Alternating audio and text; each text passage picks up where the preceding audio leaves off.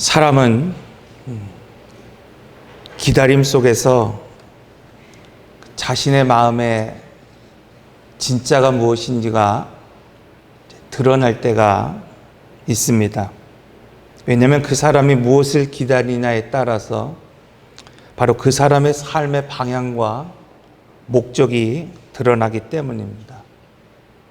어떤 사람들은 문제가 해결되기를 기다릴 때가 있습니다.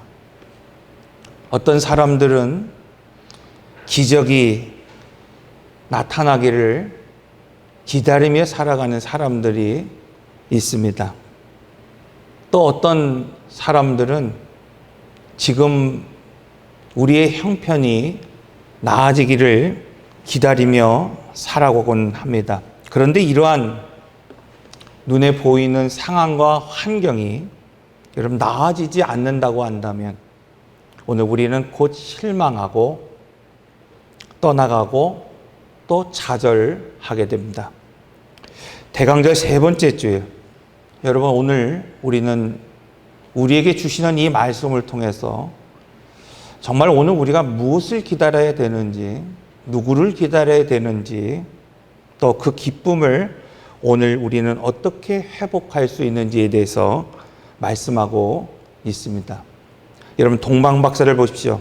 그들은 메시아를 기다렸기 때문에 자기의 인생을 전적으로 여러분 메시아를 찾는 일에 여러분 헌신했던 사람들이었습니다.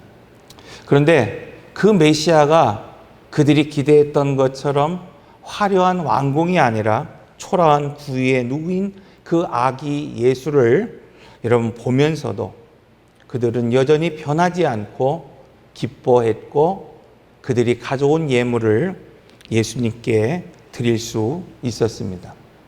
여러분 이처럼 그들의 기쁨은 환경에서 나오는 것이 아니라 바로 그가 누구인가에 따라서 나오는 기쁨이었습니다. 그래서 그가 어린 아기로 말 구유에 놓여 있다 하더라도 그가 그 화려한 왕궁이 아니라 목수의 아들로 태어났다 하더라도 개의치 않고 기뻐할 수 있었다는 것입니다. 그러나 오늘 본문 6장에 등장하는 사람들은 달랐습니다. 오늘 본문의 말씀을 보면 예수님이 오병이어의 사건을 통해서 그들을 먹이신 이후에 그들 곁에 예수님이 사라져버렸을 때 그들은 배를 타면서 가버나움까지도 예수님이 계신 곳을 찾아 다녔다고 말씀하고 있습니다. 그들은 예수님을 기다렸고 찾았지만 그 기다림은 생명을 주시는 분을 기다린 것이 아니라 오늘 본문의 말씀을 보면 삶의 문제를 해결하시는 분, 배고픔을 해결해 주시고 정치적인 그 현실을 바꾸실 분을 기다렸기 때문에 여러분 그들의 기대가 채워지지 않자 그들의 바람이 이루어지지 않자 그들은 곧 예수님을 떠났고 결국 죽이려 했다고 말씀하고 있는 겁니다. 그러므로 대강절 세 번째 주일 오늘 우리는 지금 어떤 예수를 기다리고 있는지 혹은 오늘 우리의 기다림 속에서 오늘 우리는 어떤 기쁨을 간직하며 누리며 살아가고 있는지를 묵상하면서 우리가 가져야 할 또 기다려야 할 그 예수 그는 누구인지 그리고 그분이 오늘 우리에게 주시려고 하는 참된 기쁨이 무엇인지를 묵상하는 또 깨닫는 시간이 되어야 할 것입니다. 우리가 요한복음을 통해서 예수 그가 누구인가에 대해서 말씀을 나누고 있습니다. 요한복음 1장에서는 무려 10번에 걸쳐서 예수 그가 누구인지에 대해서 오늘 우리에게 말씀하고 있습니다. 요한복음 2장에서는 우리가 말씀을 나눴던 것처럼 가나 혼인잔치를 통해서 예수가 바로 오늘 변화된 생명으로 오시는 분이요 하나님의 씨, 하나님의 형상을 가지고 이 땅에 오실 하나님의 아들이라고 소개하고 있습니다. 또 성전에 가는 말씀을 통해서 이 땅에 하나님의 성전, 그것은 하나님의 나라, 여러분 그것은 바로 오늘 우리가 세워야 할 하나님의 나라이고 또 더 나아가서 오늘 우리의 삶 자체가 하나님이 교제하는 또 하나님이 함께 하시는 거룩한 성전으로 세워져 가는 것, 바로 이것이 구원이라고 말씀하고 있습니다. 자, 그런데 오늘 본문의 말씀을 보면 기적을 경험한 이 처음 사람들이 예수님의 오병이어의 기적을 행하신 그 이유를 지금 배고픔을 해결하기 위한 것으로 오해하고 있습니다. 그래서 예수님의 기적을 체험한 사람들은 그 다음 날에도 또 그 다음 날에도 지금 동일한 기적을 통해서 배고픔을 해결해 달라고 말하고 있는 것입니다. 여러분, 그들의 생각에는 예수님이 메시아라고 한다면 과거 그들의 조상 때 모세가 행했던 그 기적보다도 더 큰 기적을 오늘 우리에게 베풀어 주어야 한다고 생각했습니다. 그런데 오늘날에도 이러한 모습으로 살아가는 사람들이 얼마나 많은지 모릅니다.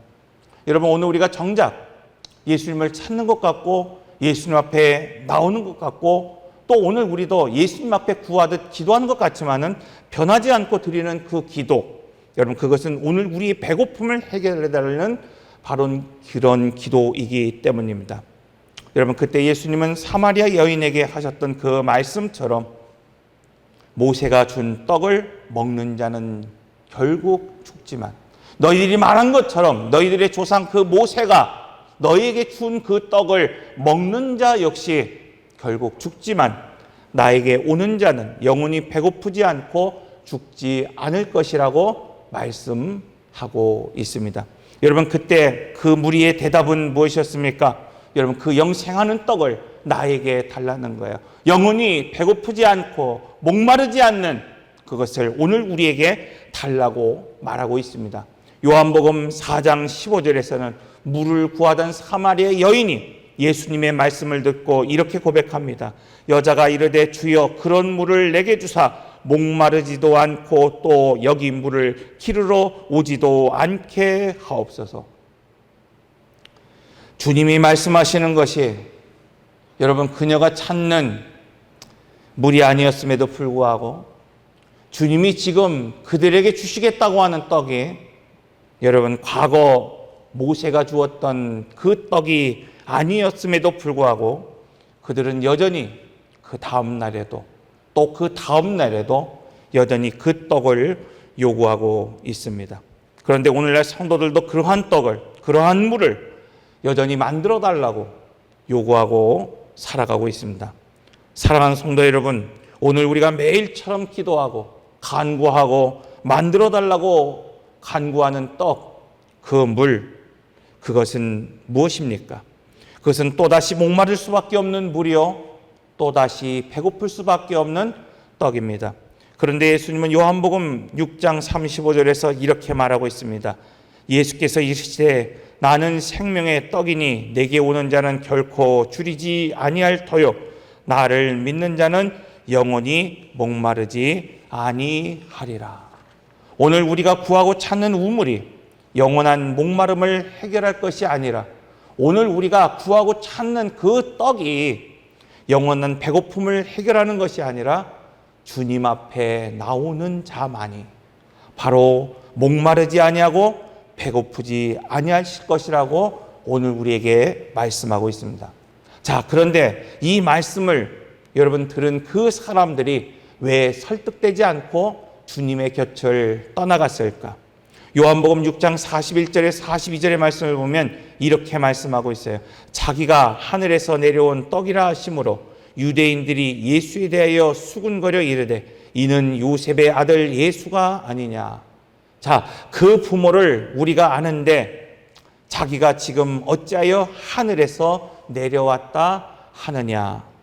여러분, 그것은 그들이 가지고 있는 선입견 때문에 예수의 말에 설득되지 않았고 예수님의 말에 여러분 그들이 영접하지 않았고 예수님 곁에 머물지 않았다고 말씀하고 있습니다. 왜? 그들이 알고 있는 예수, 그는 요셉의 아들이었고 마리아의 아들이었기 때문입니다. 그래서 예수님의 제자였던 나다니엘도 전도를 받을 때 뭐라고 말합니까? 나사렛에서 무슨 선한 것이 나겠느냐. 여러분, 이처럼 기도로 문제를 풀어본 경험이 없는 사람은 기도로 무엇을 할 수 있겠느냐? 무릎 꿇지도 예수께 나오지도 않는다는 겁니다. 여러분, 순종으로 오늘 우리의 문제를 풀어본 경험이 없는 사람은 순종으로 무엇을 할 수 있겠느냐? 여러분, 이렇게 말하면서 하나님 앞에 순종하지 못합니다. 그래서 그런 말씀을 하는 겁니다. 어떤 상황이 와도, 어떤 어려움이 와도 감사하는 사람, 그 형편과 상황과 상관없이 감사거리가 생긴다는 거예요. 여러분, 감사할 만한 이유가 있기 때문에 감사하는 것이 아니라 감사할 만한 상황과 조건이 아니더라도 감사의 고백을 하는 사람, 그 사람의 입술에 감사의 거리가 생긴다는 것입니다. 그것은 작은 것이라도, 적은 일이라도, 감사할 수 없는 중에라도 감사하고 순종함으로 말미암아 상황을 바꿀 수 있는 경험을 만들라, 상황을 만들라 말씀하는 것입니다. 그러므로 어떤 상황에서도 감사를 말할 수 있는 나만의 방법을 찾을 수 있어야 됩니다. 다니엘은 왕의 조서를 이미 알고 있었음에도 불구하고 하던 그대로 감사했습니다. 하던 그대로 창을 열고 예루살렘을 향하여 기도했다고 말하고 있습니까? 여러분, 왜 이 다니엘이라고 하는 정말 지혜롭다고 하는 이 사람이 그러한 삶을 살았을까요? 자기가 죽을 것을 알면서도, 자기가 사자의 굴에 던져질 것을 알면서도 왜 그는 변하지 않고 기도하는 삶을 포기하지 않았을까? 여러분, 그것은 그가 무릎 꿇어본 경험이 있었기 때문입니다. 그가 기도해 본 경험이 있었기 때문입니다. 다니엘서 1장 8절에 9절의 말씀을 보면 다니엘은 뜻을 정하여, 그가 포로로 끌려간 어린 시절에 그는 이미 뜻을 정하여 왕의 음식과 그가 마시는 포도주로 자기를 더럽히지 않겠다고 결단했어요. 그때 하나님이 다니엘로 하여금 환관장에게 은혜와 긍휼을 얻게 했다고 말씀하고 있습니다. 더 나아가서 1장 17절의 말씀을 보면 하나님이 이 네 소년에게 학문을 주시고 모든 서적을 깨닫게 하시고 지혜를 주셨으니 또 다니엘은 더 모든 환상과 꿈을 깨달아 알더라 말씀하고 있습니다. 여러분, 그가 처음부터 지혜로운 사람이 아니었다는 거예요. 세 나라의 총리가 될 만큼 지혜로웠던 사람이 다니엘이 아니었다고 말씀하고 있습니다. 그가 학문과 지혜를 얻기 위해 기도했고 순종한 것이 아니었다고 말씀하고 있습니다. 그는 그저 자기가 처한 그 상황 가운데서 하나님 앞에 오늘 더럽혀진 삶을 살지 않기 위하여 결단했을 뿐입니다. 그는 그가 처한 상황에서 하나님의 자존심을 세워드렸을 뿐이었습니다. 그런데 하나님은 그에게 지혜를 주셨고 환상과 꿈을 깨달아 알게 하셨습니다. 나사렛에서 무슨 선한 것이 나오겠느냐? 기도한다고 무엇이 바뀌겠느냐? 순종한다고 무엇이 이루어지겠느냐? 여러분, 이런 표현밖에 하지 못하는 사람은 결국 기도하지 않은 사람들입니다. 결국 순종하지 않은 사람들입니다.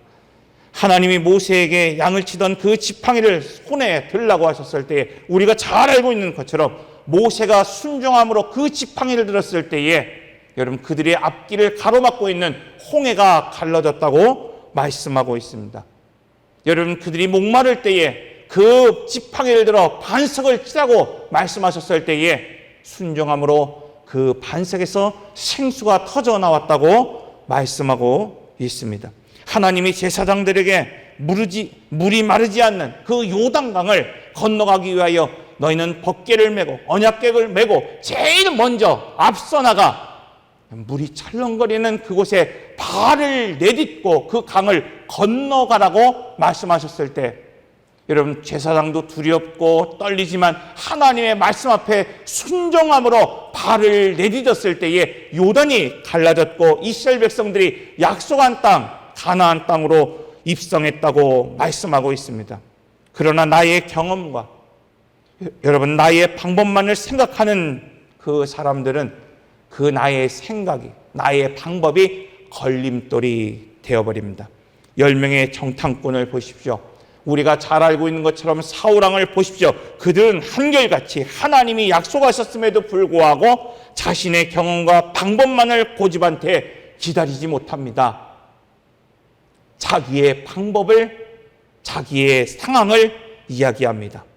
결국 그들은 약속의 땅으로 나가는 걸림돌이 되었고 그들의 방법과 생각은 하나님께 버림받는 이유가 되었다는 것입니다.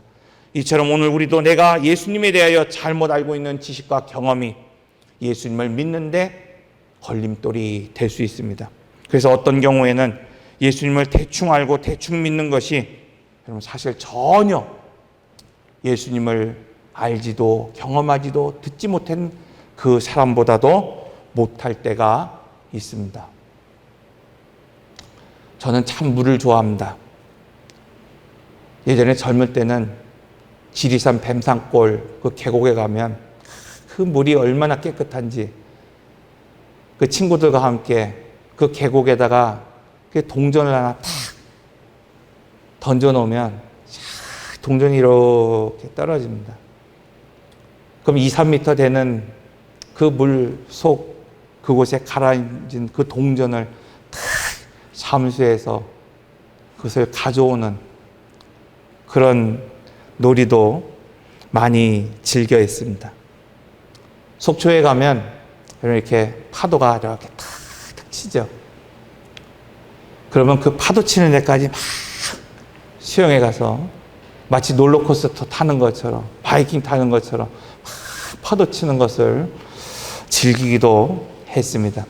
그런데 어느 날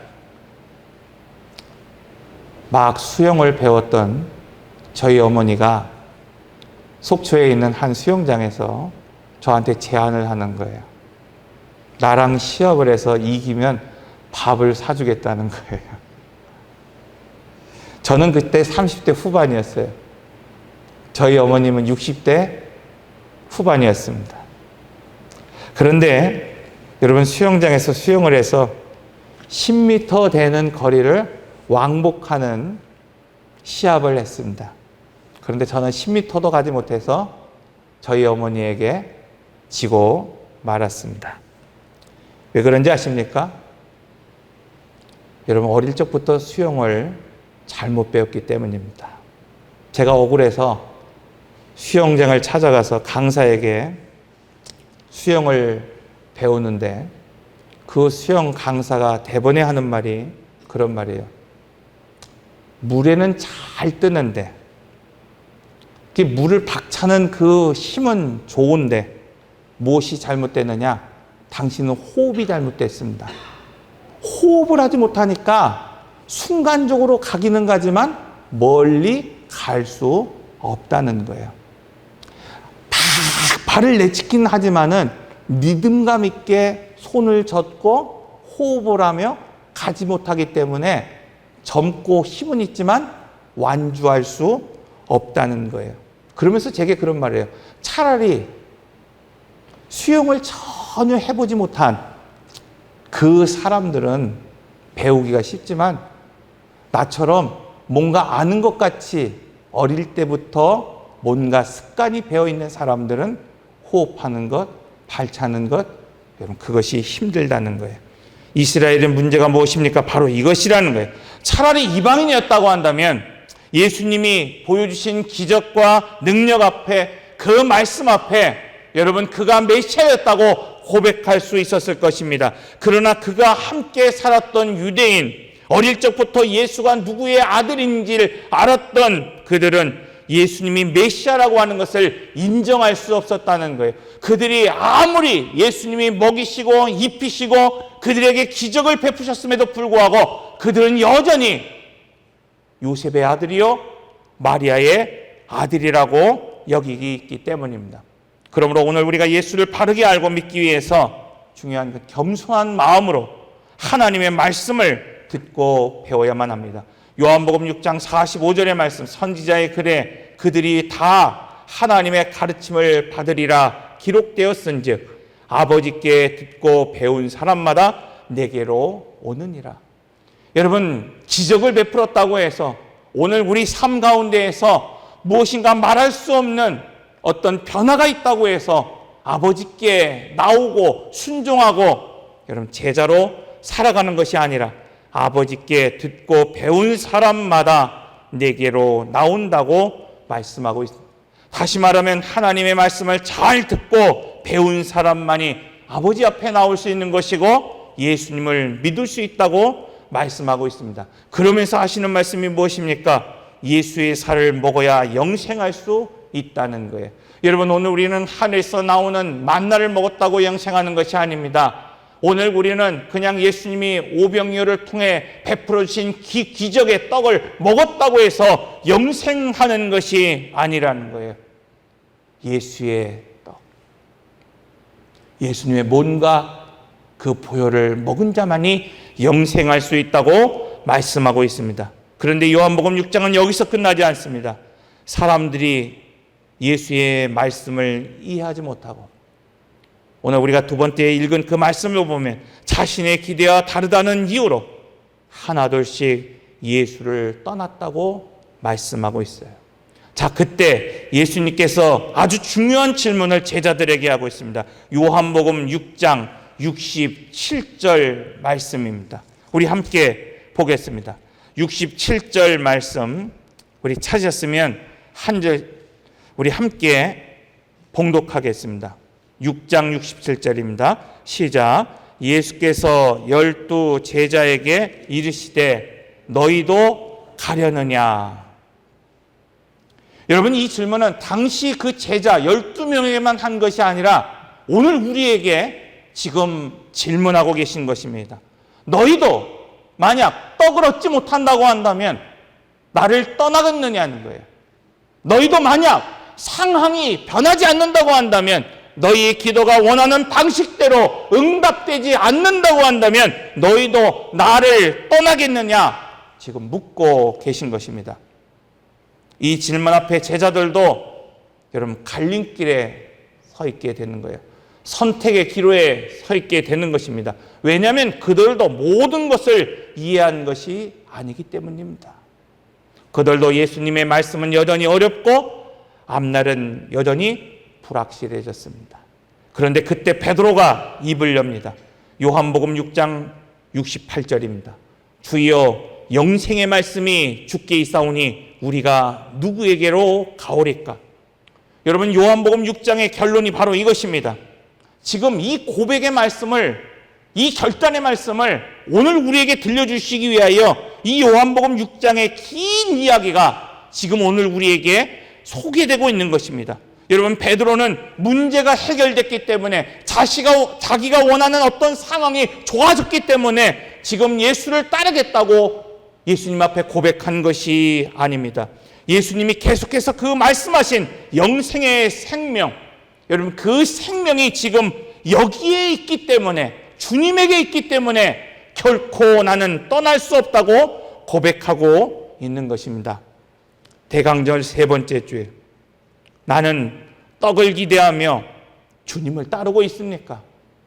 여러분, 세상이 주는 그 떡 때문에, 주님이 오늘 우리에게 베풀어 주신 그 오병이어와 같은 기적 때문에 다음 날에도 예수님을 찾아 나갔던 그 사람들처럼 여러분, 오늘 우리는 그 다음 날에도 그 떡을 위하여 기도하고 그 떡을 위하여 예수님을 찾고 있는 겁니까?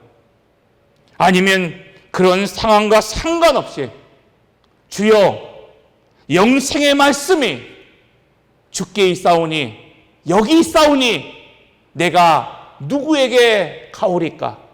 이 믿음을 가지고 여러분 이곳에서 신앙생활하고 주님을 바라보고 주님 앞에 나오며 살아가고 있습니까?